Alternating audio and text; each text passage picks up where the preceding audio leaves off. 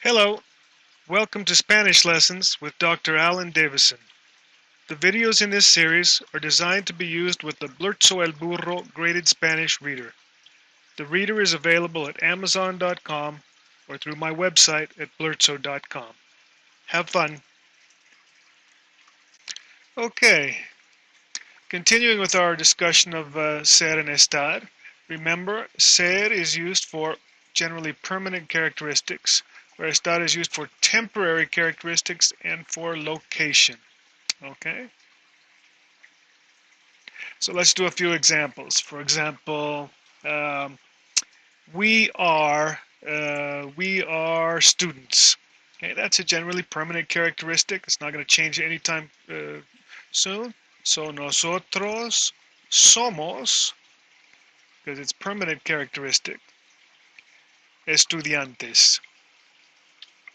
Okay, they are students, and they are all women. They are students, also permanent characteristic. Ellas son, permanent, estudiantes. Okay? Uh, he is in the classroom. Él in the classroom. Okay, that's location, so you're going to use está. Él está en la clase. Okay? How about the books are in the class? Los libros, also location. Están, that would be over here. Any plural noun would fit into this category that's not a subject pronoun. Los libros están en la clase. Okay. How about um, uh, the table is good? Okay. In other words, that's a permanent characteristic. It functions properly. It's a sturdy table. La mesa es permanent characteristic. Adjective good, bueno. Since mesa is feminine, becomes buena. La mesa es buena. Okay, let's do a few more of those. How about you plural? You're talking to a group, plural group of people, and you're asking a question.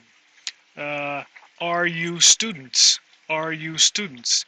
If you were in Spain, that's a permanent characteristic. You would use the form for vosotros, you plural, and you're same age, so informal. So you'd say vosotros. As long as there's one guy in the group, if they were all women, you'd say vosotras. Vosotros sois estudiantes. Okay. When asking a question, you can simply ask the question with intonation. Vosotros sois estudiantes, or you can invert the subject and verb. You can say sois vosotros estudiantes. If you're in Latin America asking the same group, are you plural students, you would use ustedes, because they don't use vosotros in Latin America. Ustedes son estudiantes, or inverted, son ustedes estudiantes. Okay. What if you were asking, for example, your professor, asking him what?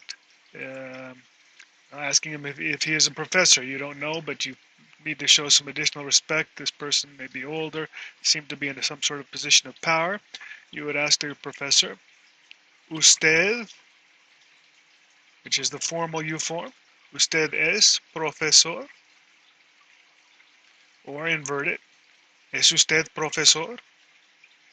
If you are asking your just one single you person, if they are, again, a student, then you would say tú, which is the familiar form, permanent characteristic. Eres estudiante. Or you could invert it. Eres tú estudiante? Now, what you'll also notice is that because these different verb forms, soy, eres, es, somos, sois, son, estoy, estás, está, estamos, estáis, están, are all different, unlike the verb to be in English, which is, of course, four of the forms are the same, right? You are, we are, y'all are, they are. because all these forms are different, very often in Spanish we will suppress the subject pronoun. And you can simply say, soy estudiante. And that would mean, I am a student. Okay, you don't need to say yo, because soy can only be the yo form. It doesn't go with any of the other subject pronouns. Likewise, instead of we are, nosotros somos, we could say simply somos estudiantes. We don't need the nosotros, because somos can only be the we form, we are. Of course, with the third person singular and plural forms, right, there's potential confusion, so in those cases you're always going to want to start with the subject pronoun, then you can drop it later. For example, you could say something along these lines. You could say, él es estudiante. Okay? You use él because if you just simply said es, it could be he, she, usted, or it, referring to something mentioned earlier. Él es estudiante, but then the follow-up statement would be simply, es inteligente. Okay? Second time, you don't need the subject pronoun él, because you know you're referring back to the él originally mentioned. You just use the verb form, es inteligente. Okay?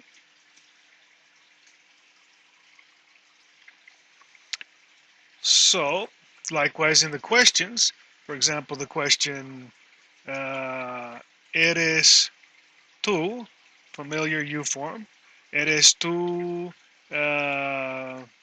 what should we say, inteligente? Are you intelligent? Here we're inverting the subject and verb. Instead of tú eres inteligente, eres tú inteligente. This question could simply be asked how? You could just simply say, eres inteligente? Because the eres, that's an R, too bad I can't draw. Eres can only be the to form. There's an accent on that two up there. Okay, so try a couple more of these. How would you ask, is he here? Okay, since it's he and there's a potential confusion, you have to use the subject pronoun. You could invert the subject and verb, and you could start with the verb. This is location, so you'd be over here. You'd say, está él aquí? ¿Está él aquí? Okay, response, sí, él está aquí.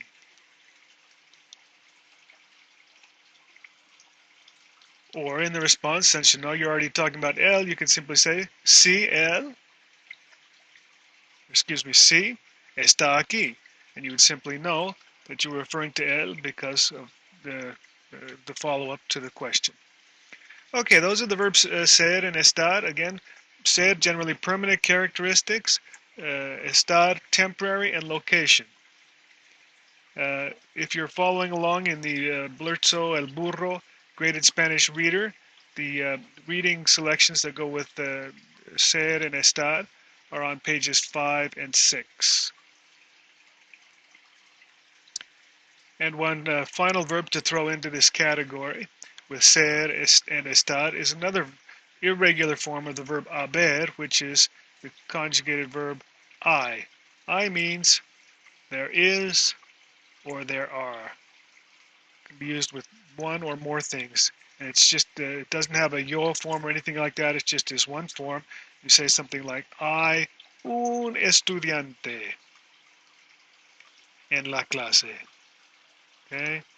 There is one student in the class. Or hay muchos estudiantes en la clase. There are many. Or hay un profesor. Or hay una puerta. Hay muchas ventanas, windows. Can be used for there is or there are. Okay? So you have ser, estar, and